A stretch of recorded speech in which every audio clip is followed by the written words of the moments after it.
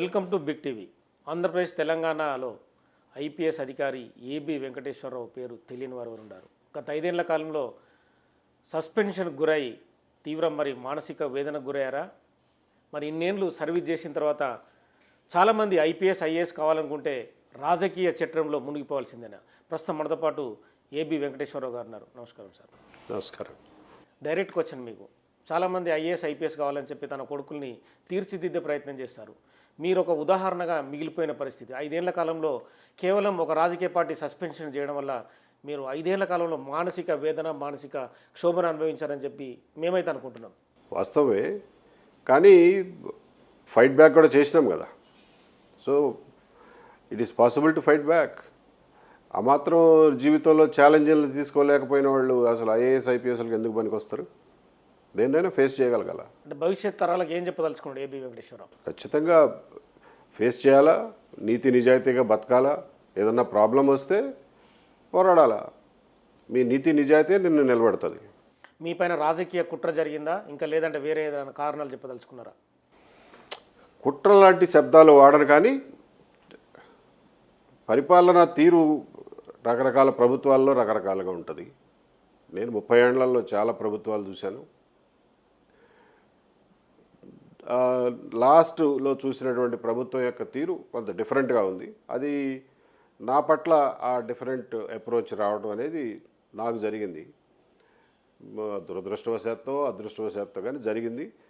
ఎప్పుడైనా ఏదైనా జరిగితే దానికి ఎలా రియాక్ట్ అవ్వాలనేది ఇంపార్టెంట్, కానీ అసలు నీకు ఏమీ జరగకూడదు, అంతా జీవితం సాఫీగా సాగిపోవాలి అంటే దేవుడు ఎవడికి అట్లా రాసిపెట్టాడు. అంటే దేవుడు రాసిపెట్టడం అనేది పక్కన పెడితే కుల రాజకీయాల వద్ద బలైపోయిందని మనం అనుకోవచ్చా?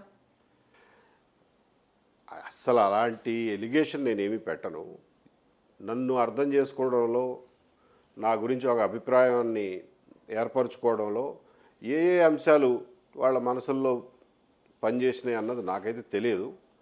సో ఓవరాల్గా ఏ అంశాలు పనిచేసినప్పటికీ కూడా నేను చేయాల్సిన రియాక్షను, నేను ఇవ్వాల్సినటువంటి రెస్పాన్స్ మాత్రం సేమ్.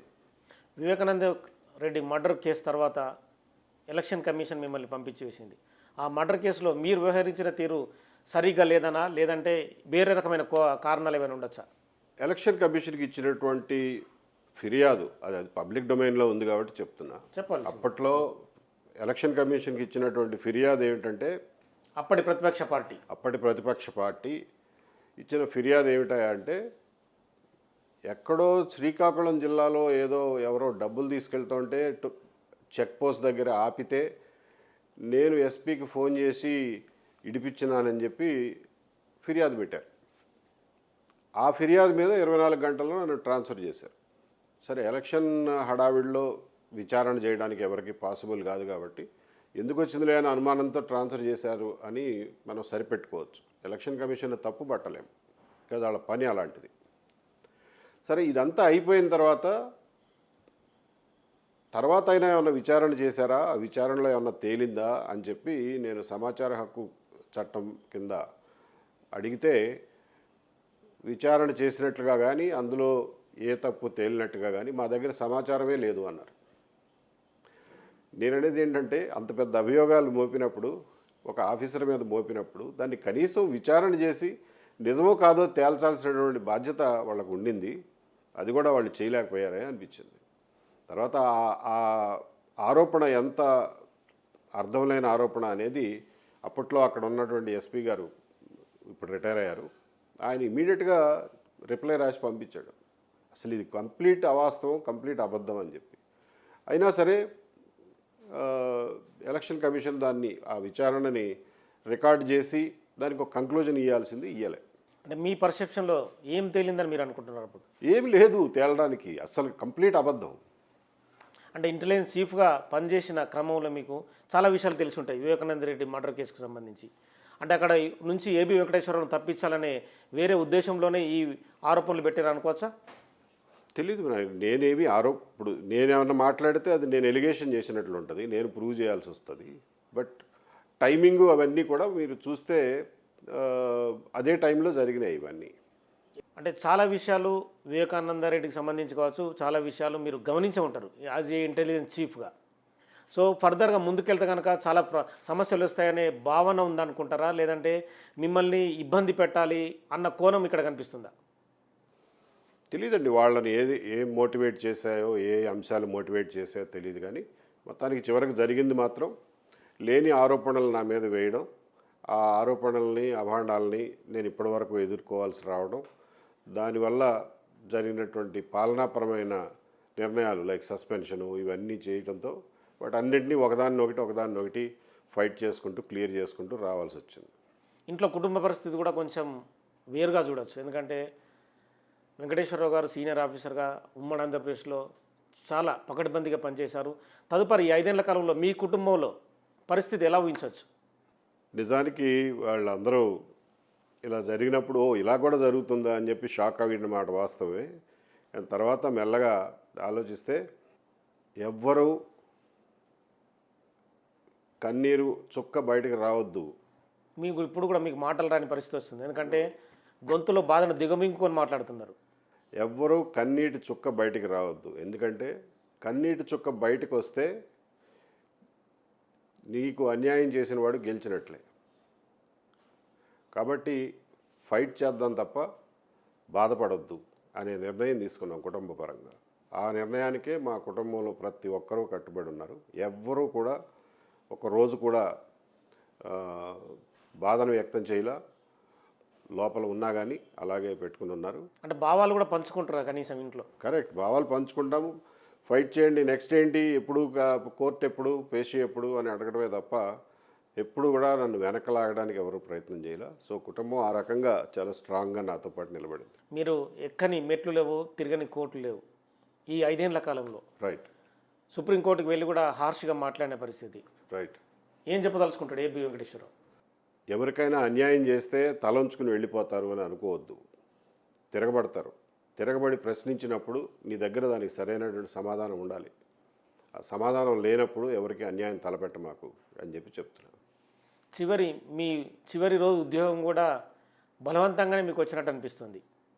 అంటే ప్రభుత్వం ఏదైతే 5 ఏళ్ల క్రితము మే 30 తారీఖు రోజు జీవో విడుదల చేసిందో మళ్ళీ అదే మే 30 వచ్చింది. తిరిగి 5 ఏళ్ల కాలం చూసుకుంటే ఒక్కరోజే ఉద్యోగం చేశారు. మీకు మెడల్స్ కూడా ఉన్నాయి. ఆ మెడల్స్ గురించి ఏం చెప్పదలుచుకున్నారు? ఆ రోజు ఉద్యోగం చేసిన సంతృప్తి ఎలా ఉంది మీకు? సుదీర్ఘ పోరాటం తర్వాత మీరన్నట్లు చాలా కోర్టుల మెట్లు ఎక్కి దిగిన తర్వాత చివరికి ఇంకా ఆ రోజున క్యాట్ ఆర్డర్ని ఇంప్లిమెంట్ చేయకపోతే కంటెంప్ట్ అయ్యే ప్రమాదం కూడా ఉండింది. సో దానివల్లనే ఏమో కానీ 30వ తారీఖు అర్ధరాత్రి సస్పెన్షన్ నుంచి రివోక్ చేసినట్టుగా జీవో ఇష్యూ చేశారు. 31వ తారీఖు ఉదయం 11 గంటలకి పోస్టింగ్ ఆర్డర్స్ ఇష్యూ చేశారు. సో మొత్తానికి చివరి రోజునైనా నేను యూనిఫామ్లో రిటైర్ అవ్వగలిగాననే సంతృప్తి అయితే దొరికింది. దానికోసం అంతవరకు పడినటువంటి కష్టాలన్నీ ఇట్ ఈస్ వర్త్ ఇట్ అనే అనిపించింది. ఎలక్షన్ కమిషన్ అండర్లో ఉన్న ప్రభుత్వం కూడా మీకు మళ్ళీ ఉద్యోగం ఇవ్వడంలో కూడా తాత్సారం చేయడం వెనుక ఆంతర్యం ఏమనుకోవచ్చు? అంటే ఒక ప్రశ్న ఏమనుకోవద్దు. ఇక్కడ నుంచి ఫోన్ లండన్కి వెళ్ళింది, లండన్ నుంచి పర్మిషన్ వచ్చిన తర్వాతనే మీకు ఆ ఒక్కరోజు ఉద్యోగం కూడా ఇచ్చారనేది ఆరోపణ. అది ఒక రకమైన గాసిప్ అనేది తెలుస్తుంది మాకు. తెలియదండి నాకు, లోపల ఎవరెవరికి ఫోన్ చేశారో నాకేం తెలుస్తుంది. కానీ ఎలక్షన్ కమిషన్ ఏం వ్యూ తీసుకుందంటే ఇది అడ్మినిస్ట్రేటివ్ మ్యాటరు, సో గవర్నమెంట్ అడ్మినిస్ట్రేషన్గా ఒక డెసిషన్ తీసుకోవాలి అని వాళ్ళు అనుకున్నట్లా ఉన్నారు. అంటే రాంగ్ పర్సెప్షన్ పోతుంది. ఐఏఎస్లు ఐపీఎస్లలో కూడా సివిల్ సర్వీసెస్ అధికారులని ఈ రకంగా వేధిస్తే రేపు పొద్దున పరిస్థితి ఏంటనేది ఉత్పన్నమైన తర్వాతనే మీకు ఆ ఒక్కరోజు కూడా ఉద్యోగం ఇచ్చారనేది. రాంగ్ పర్సెప్షన్స్ ఇప్పటికే పోవాల్సిన వాటికంటే ఎక్కువ పోయినాయి. ఈ ఒక్క నిర్ణయం వల్ల రాంగ్ పర్సెప్షన్స్ ఏం మారతాయని నేను అనుకోను. That may not be the reason. Chief సెక్రటరీని కలిసిన తర్వాత అంటే మీ మధ్య జరిగిన సంభాషణ బయటికి చెప్పకపోవచ్చు కానీ అంత దాచుకోవాల్సింది కూడా ఏం లేదు. ఆయన కాగితం ఇచ్చాను, ఆయన చూస్తానన్నారు. That's all. ఐఏఎస్లు ఐపీఎస్లు అంటేనే ఒక రాష్ట్రానికి ఒక దేశానికి కలిసి పనిచేయాలి, అభివృద్ధికి ముందుకెళ్ళాలి. కానీ ఇక్కడ గ్యాప్ చాలా కనిపిస్తుంది. యాజ్ ఏ సీనియర్ ఆఫీసర్గా, రిటైర్ అయిన అధికారిగా మీరు ఏం చెప్పదలుచుకున్నారు? ఒక ఇష్యూ జరిగినప్పుడు వ్యవస్థ కానీ ఐఏఎస్ ఐపీఎస్ అసోసియేషన్లు కానీ ఇంత అచేతనంగా ఉండకూడదు. ఇంత అచేతనంగా ఉంటే అది మంచిది కాదు వ్యవస్థకి. ఇంతకుముందు నేను కూడా ఐపీఎస్ అసోసియేషన్కి సెక్రటరీగా చేశాను ఒక టర్మ్ 2 సంవత్సరాల పాటు.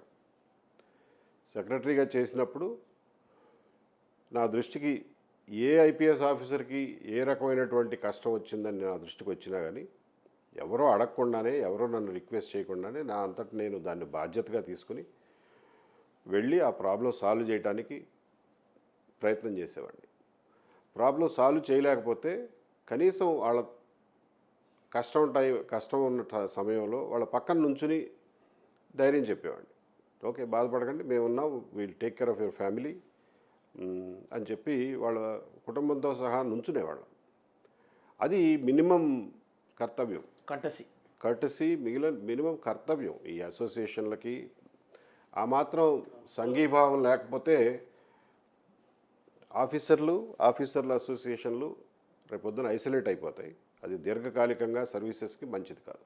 ఇప్పుడు తాజాగా నడుస్తుంది ఫోన్ ట్యాపింగ్ వ్యవహారం. అప్పట్లో మీరు చంద్రబాబు నాయుడు గవర్నమెంట్లో పెగాసస్ సాఫ్ట్వేర్ కొన్నారన్న ఆరోపణలు మీ పైన ఉన్నాయి. అది ఎంతవరకు వాస్తవం, ఎంతవరకు అవాస్తవం? అది నేను అందుకే ఇది చాలా సెన్సిటివ్ ఇష్యూస్ కాబట్టి నేను అప్పుడే ప్రెస్ మీట్ పెట్టి మా జమానాలో కొనలేదు, వాడలేదు, అసలు ఎట్టి పరిస్థితుల్లోనూ మా టైం వరకు నేను గ్యారంటీ ఇస్తున్నానని చెప్పి ప్రజలకు చెప్పాల్సి వచ్చింది. చెప్పానని చెప్పి దాని మీద ఒక విచారణ వేశారు. నువ్వెవడు ప్రెస్కి వెళ్ళి మాట్లాడడానికని. అంటే ఒక ఆఫీసర్ హయాంలో, ఒక గవర్నమెంట్ హయాంలో కొన్నారు, వాడారు అని చెప్పి అభియోగాలు వచ్చినప్పుడు ఈధర్ ఇప్పుడున్న గవర్నమెంట్ అన్నా దాన్ని ఖండించాలా, లేదా మా దగ్గర లేదు అని చెప్పి చెప్పాలా, లేదంటే ఇప్పుడున్న ఆఫీసర్లన్నా దాని గురించి ఖండించాలా, లేదండి అప్పట్లో ఉన్న ఆఫీసర్లు ఎవరు కొనలేదు అని చెప్పి. వాళ్ళిద్దరూ చేయకుండా నన్ను పేరు పెట్టి నేనేదో చేశానని చెప్పి ప్రజల్లో ఒక రకమైనటువంటి అభద్రతా భావాన్ని కలగజేసి నన్ను, నా క్యారెక్టర్ని రోడ్డు మీదకి లాగినప్పుడు నన్ను నేను డిఫెండ్ చేసుకోకపోతే ఇంకా దాన్ని ఒప్పుకున్నట్లయితుంది. కాబట్టి నేను మీడియా ముందుకు వచ్చి మా టైంలో అది జరగలేదు. అలాగే డీజీపీ ఆఫీస్ కూడా అంతకుముందు 6 నెలల ముందే మా దగ్గర అలాంటి సాఫ్ట్వేర్ ఏమీ లేదు అని చెప్పి సమాచార హక్కు కింద లెటర్ ఇచ్చింది. సో మళ్ళా చెప్పాల్సి వచ్చింది. మా దగ్గర ఎప్పుడు జరగలేదండి. మామూలుగా కాకి చుక్క ఉన్నంత వరకే కంట్రోల్ ఉంటారని చెప్పి అంటారు. తదుపరి అదే సినిమాలో పాపులర్ డైలాగ్ కూడా మీ విషయంలో అనుకోవచ్చా? నెక్స్ట్ మీరు వేయబోయే అడుగులు ఎలా ఉండబోతున్నాయి? అధికారంలో ఉన్నప్పుడు అధికారాలు చట్టరీత్యా కొన్ని అధికారాలు మీకు వస్తాయి. అదే అధికారంలో లేకపోతే ఆ అధికారాలు మీకు చట్టరీత్యా రావు. కానీ యూనిఫామ్లో ఉన్నప్పుడు మీ మీద చాలా పరిమితులు కూడా ఉంటాయి. కండక్ట్ రూల్స్ అని, ఏది చేయాలో ఏది చేయకూడదు, కర్టసీస్, సంప్రదాయాలు ఇవన్నీ ఉంటాయి. అదే యూనిఫామ్ వదిలేసిన తర్వాత, రిటైర్ అయిపోయిన తర్వాత ఆ పరిమితులన్నీ సడలిపోతాయి. కాకపోతే you have to maintain civilian discipline maintain చేయాలి, కర్టసీ మెయింటైన్ చేయాలి, ఎవరైనా మనిషిలాగా సంప్రదాయాలు మెయింటైన్ చేయాలి. కానీ కొన్ని పరిమితులు అయితే మనకి ఉండవు, ఇంకా మోర్ ఫ్రీడమ్ ఉంటుంది. సో ఈ మోర్ ఫ్రీడమ్ ఉన్న టైంలో ఏం చేయొచ్చు అనేది ఆలోచించుకోవాలి. అంటే సస్పెన్షన్ జరిగిన క్రమంలో కూడా అంటే మీకు ఫస్ట్ ఒకసారి May 30 రోజు జీవో ఇచ్చిన పరిస్థితి, తదుపరి ఏం జరిగింది? మళ్ళీ May 30న ట్రాన్స్ఫర్ జీవో ఇచ్చారు. ఇక ఆ తర్వాత నుంచి పోస్టింగ్ ఇవ్వాలా, జీతం ఇవ్వాలా. సో పోస్టింగ్ జీతం ఇవ్వట్లేదు మహాప్రభు ఇవ్వండి అని చెప్పి ఒక 7-8 నెలల తర్వాత 2 ఉత్తరాలు పెట్టాను, రిక్వెస్ట్లు పెట్టాను. ఆ రిక్వెస్ట్లు పెట్టిన 10 రోజుల్లో సస్పెండ్ చేశారు. దాని నుంచి బయటపడడానికి 2 సంవత్సరాల 3 నెలలు పట్టింది. మళ్ళీ ఉద్యోగం ఇచ్చి 14 రోజుల్లో మళ్ళీ సస్పెన్షన్ చేశారు. 2 times అయింది. దాని నుంచి బయటపడడానికి ఇంకో 2 ఏళ్ళు పట్టింది. ఈ లోపల 5 ఏళ్ళు కంప్లీట్ అయిపోయింది, సర్వీస్ కూడా అయిపోయింది. ఓకే, సుప్రీంకోర్టు సాక్షిగా ఎవరిని వదిలిపెట్టనని ప్రతిజ్ఞ చేశారు. మీ పగా ప్రతీకారం ఎవరిపైన? హైకోర్టు నా అప్పీల్ని మన్నించింది, సస్పెన్షన్ కొట్టివేసింది. ఈ రోజున దేశంలో అత్యున్నత న్యాయస్థానం సుప్రీంకోర్టు కూడా అదే విషయాన్ని ధృవీకరించింది. కానీ ఇదంతా జరగడానికి 2 సంవత్సరాల 2 నెలలు పట్టింది. ఇదంతా ఎందుకు జరిగింది? దీనికి కారకులు ఎవరు? ఈ రోజున రాష్ట్ర ప్రభుత్వం, ఆంధ్రప్రదేశ్ రాష్ట్ర ప్రభుత్వం సుప్రీంకోర్టులో ఈ కేసు ఓడిపోవడానికి కారణం ఎవరు? ఏ బావ కళ్ళల్లో ఆనందం కోసం ఇదంతా చేశారు? ఏ సైకో కళ్ళల్లో ఆనందం కోసం ఇదంతా చేశారు? ఏ శాడిస్ట్ కళ్ళల్లో ఆనందం కోసం ఇదంతా చేశారు. వస్తుంటారు పోతుంటారు. నా సర్వీసులో 10-12 బ్యాచ్లు చూశా. అలాగే చీఫ్ సెక్రటరీలు వస్తుంటారు పోతుంటారు. 15-20 మందిని చూశా. కానీ ప్రజలు శాశ్వతం. ప్రజలు రాసుకున్న శాసనం శాశ్వతం. ఆ శాసనం ద్వారా ఏర్పడిన ప్రభుత్వం శాశ్వతం. న్యాయం శాశ్వతం. ధర్మం శాశ్వతం. నేను లోకల్, ఎవరిని వదిలిపెట్టను. ఇట్స్ నాట్ పగా ప్రతీకారం. వాట్ ఐమ్ సేయింగ్ ఇస్, తప్పు చేసిన వాళ్ళు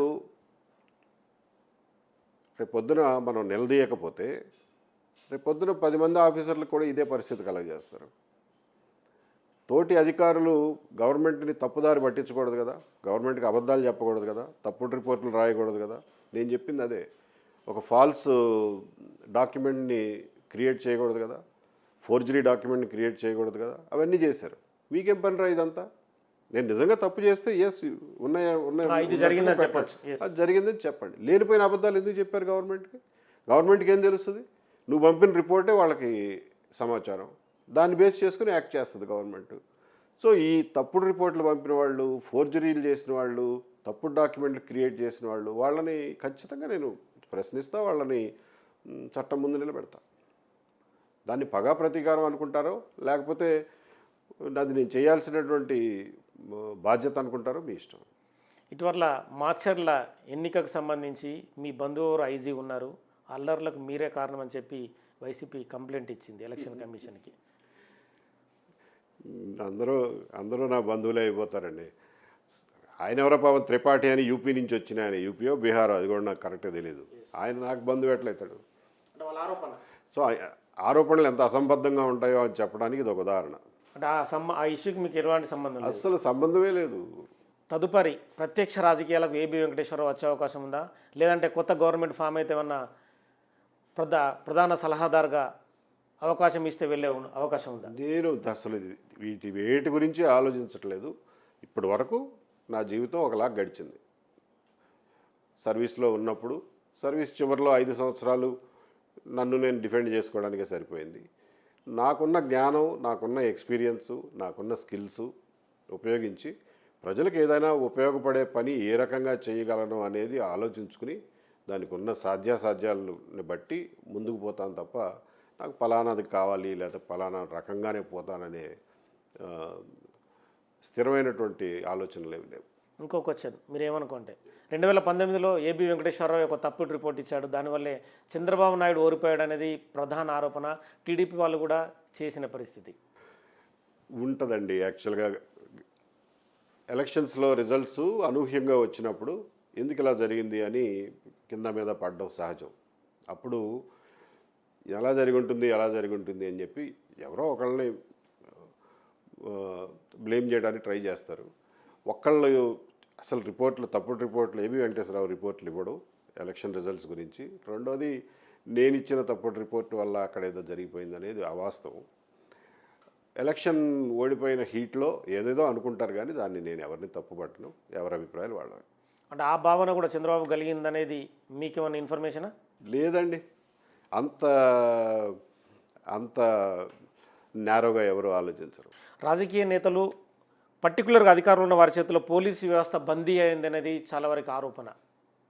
రాజకీయ చేతుల్లో బందీలుగా సివిల్ సర్వీస్ అధికారులు వాళ్ళు చెప్పినట్టుగానే అడుగులకు మడుగులొత్తడం జరుగుతుందనేది ఇప్పుడున్న సమాజంలో చూడొచ్చా? అట్లా అని చెప్పలేమండి, బికాజ్ అంతకుముందు ఎప్పుడు జరగలేదుగా ఇలా.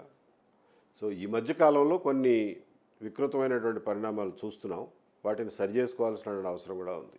ఇప్పుడు పోలీస్ వ్యవస్థ అనేది ప్రజలందరూ డబ్బులు వేసుకుని మమ్మల్ని రక్షించండి అని చెప్పి ఒక చట్టం రాసుకుని ఈ చట్టం ప్రకారం మమ్మల్ని రక్షించండి అని చెప్పి ఏర్పరచుకున్న వ్యవస్థ. అది ప్రజలకు జవాబుదారీగా ఉండాలి, చట్టానికి జవాబుదారీగా ఉండాలి, కోర్టులకు జవాబుదారీగా ఉండాలి తప్ప ఏ ఒకరికో ఇద్దరికో లేకపోతే ఒక గవర్నమెంట్కో కేవలం జవాబుదారీగా ఉండకూడదు. ప్రజలకు జవాబుదారీగా ఉండాలి, చట్టానికి జవాబుదారీగా ఉండాలి. అది డీవియేషన్ వచ్చినాడు ఆ డీవియేషన్ సరి చేసుకోవాల్సిన బాధ్యత కూడా ప్రజలదే. ఇది ఇట్లా మంచి పద్ధతి కాదబ్బాయి, మీరు తప్పు చేశారు కాబట్టి దీన్ని సరి చేయండి అని చెప్పి చెప్పుకోవాల్సిన బాధ్యత కూడా ప్రజలదే. చూసి చూడకుండా వదిలిపెట్టేస్తే సమస్య ప్రతి వాళ్ళ ఇంటి ముందు వరకు వస్తుంది. అంటే చాలా వరకు చూడవచ్చు మనం. అంటే మీ సర్వీస్ 30 ఏళ్ళు ఉండి ఉంటుంది సార్? 34 ఏళ్ళు. ఆ కంటిన్యూ చూసుకుంటే కనుక ఈ మధ్యకాలంలో జరుగుతున్న పరిణామాలు సివిల్ సర్వీస్ అధికారులే కేవలం 5 ఏళ్ళకి వచ్చే ముఖ్యమంత్రి మంత్రి కాళ్ళు పట్టుకొని అంటే అక్కడ కూర్చుండి సలాం కొట్టి ఆశీర్వాదాలు తీసుకునే పరిస్థితి ఇది ప్రజల్లో చులకర భావనగా అనిపిస్తుంది. ఏం చెప్తాడు ఏబి వెంకటేశ్వరరావు? కరెక్ట్. అంతకుముందు ఎప్పుడు ఇలాంటి సన్నివేశాలు మనం చూడలేదు. ఈ మధ్యనే కొంచెం ఎక్కువ చూస్తున్నాం. ఈ మధ్యన ఎక్కువ చూడడానికి కారణం కూడా ఏంటంటే ఇంతకుముందు ఫోటోలు తీయడానికి ఇన్ని కెమెరాలు ఉండేవి కాదు. ఇప్పుడు ఏం చేసినా కానీ ఎవడో ఒకటి కెమెరాలో దొరికిపోతున్నారు అండ్ ఫాస్ట్గా వైరల్ కూడా అయిపోతుంది. పాత రోజుల్లో కూడా ఎవరికి తెలియకుండా కాళ్ళు పట్టుకునే వాళ్ళు ఉండేవాళ్ళేమో, కానీ ఇప్పుడు ఏం చేసినా కానీ బయటకు కూడా తెలిసిపోతుంది. అది మంచి పద్ధతి కాదు, మంచి పరిణామం కాదు. పర్టికులర్గా నా మతం వాడో నా కులం వాడో నా దగ్గర ఉంటే కనుక నేను చెప్పే ప్రతి పని చేస్తాడనే భావన రాజకీయ నేతల్లో ఉండిపోయింది. అది సమాజానికి ఎంతవరకు మంచిది, ఎంతవరకు చెడ్డది? చాలా చెడు అండి, చాలా చెడు. ఒక ప్రజాస్వామిక దేశంలో, రూల్ ఆఫ్ లా పాటించే దేశంలో ఇలాంటి అభిప్రాయాలు రావడం కానీ వాటిని ఎవరు ప్రోత్సహించినా కానీ అది చాలా తప్పు. దానికి అందరూ బలవుతారు రేపొద్దున, ఏ ఒక్కరూ దానికి మినహాయింపు కాదు. వెంకటేశ్వరరావు గారు డీజీపీగా అయితే కనుక ఖచ్చితంగా మిమ్మల్ని రిటైర్మెంట్ తర్వాత పోలీసులు 2 వైపులా ఉండి ఒక జీప్లో మిమ్మల్ని ఎక్కించి తీసుకెళ్లే పరిస్థితి. కానీ కొంతమంది ఆత్మీయులు వచ్చిన తర్వాత మీరు రిటైర్మెంట్ అయ్యారు. అందులో మీ బ్యాచ్మేట్ ఒక ద్వారకా తిరుమలరావు మాత్రమే మీ దగ్గరకు వచ్చి మిమ్మల్ని ఆలింగనం చేసుకున్న పరిస్థితి. మీకు ఏమనిపించింది ఆ టైంలో? నాకు కూడా కొంతమంది ఆత్మీయులు ఉన్నారన్న భావన కలిగిందా? నాకు ఆత్మీయులకి కొరవే ఉంది.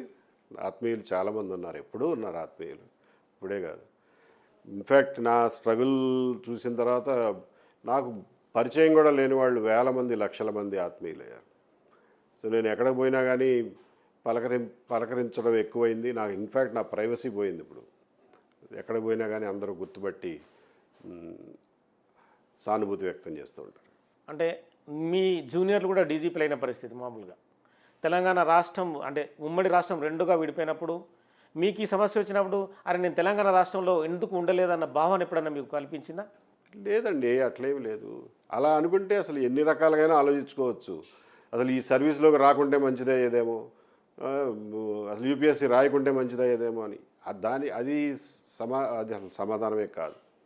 ఎక్కడున్న ప్రాబ్లం రావచ్చు, తెలంగాణలో ఉన్న ప్రాబ్లం రావచ్చు. ప్రాబ్లం వచ్చినప్పుడు దాన్ని ఎలా ఫేస్ చేయాలనుకోవాలి తప్ప వెనక్కి తిరిగి అట్లా చేస్తుంటే బాగుండేది, ఇట్లా చేస్తుంటే బాగుండేది అనేది అసలు ఏ మనిషికి మంచిది కాదు.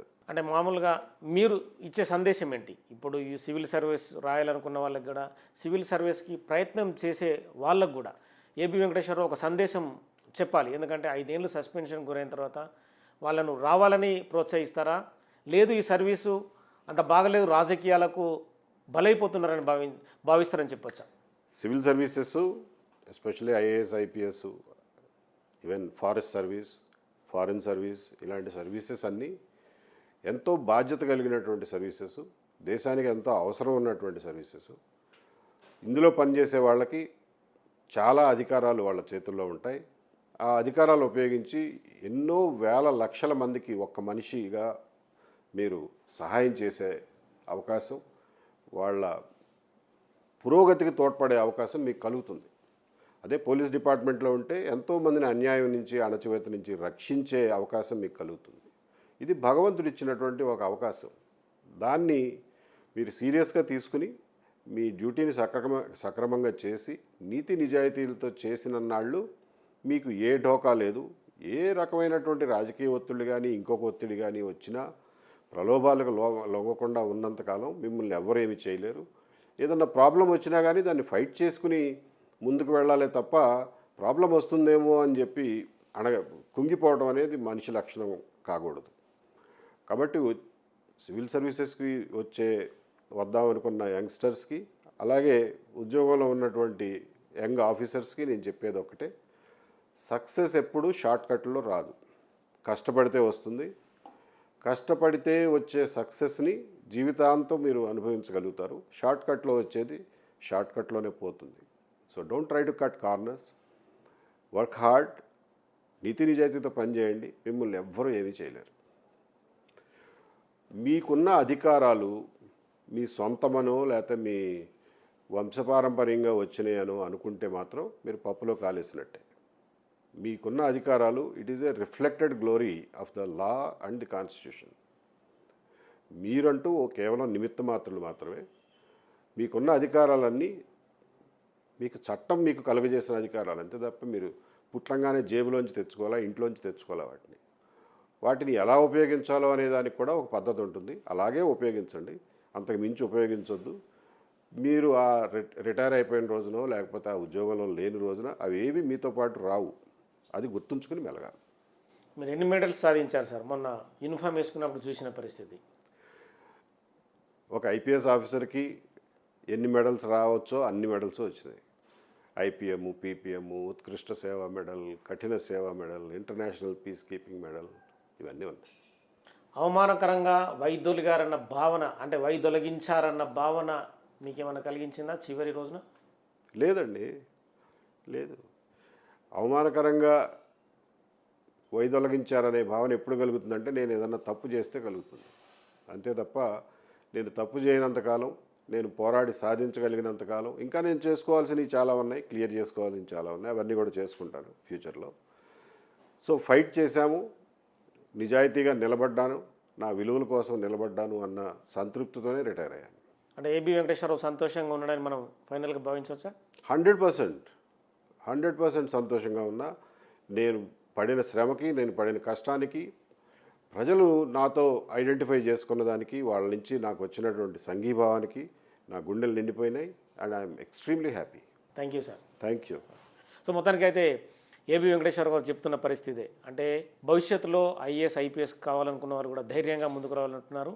ఏదైతే తన 5 ఏళ్ల లాస్ను కూడా విపులంగా బిగ్ టీవీకి చెప్పిన పరిస్థితి, అంటే కొన్ని జరుగుతూ ఉంటాయి, కొన్ని కాలక్రమేణా వెళ్తూ ఉంటాయి అనేది తన భావన ద్వారా చెప్తున్నారు. కానీ మొత్తానికైతే లాస్ అనేది లాస్గానే చూడొచ్చు అనేది తన తోటి ఆఫీసర్లు కావచ్చు, మిగతా ప్రజల నుంచి వస్తున్న స్పందన అయితే మనం చూడొచ్చు. Signing off. చూస్తూనే ఉండండి బిగ్ టీవీ.